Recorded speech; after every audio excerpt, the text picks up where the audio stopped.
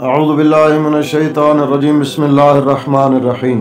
امام محمد باقر علیہ السلام ارشاد فرماتے ہیں، شب برات، شب قدر کے بعد تمام راتوں سے افضل ترین رات شب برات کی رات ہے۔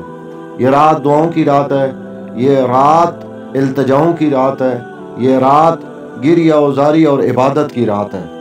اس رات کے جہاں اور مختلف بہت سارے اعمال بیان ہوئے ہیں، وہیں ایک ایسا عمل بھی بیان ہوا ہے کہ جس عمل کو انجام دینے سے انشاءاللہ انسان سال بھر کے لیے وبا، طاعون، ناگہانی موت، آنے والی مصیبتوں اور دشمنوں کے مکر و حیلہ سے محفوظ رہتا ہے۔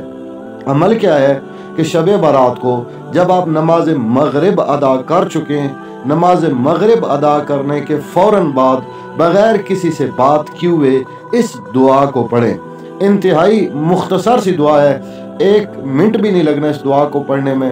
بسم اللہ الرحمن الرحیم، اللہم انک علیم حلیم ذو انات ولا طاقت لنا بحکمک یا اللہ یا اللہ یا اللہ۔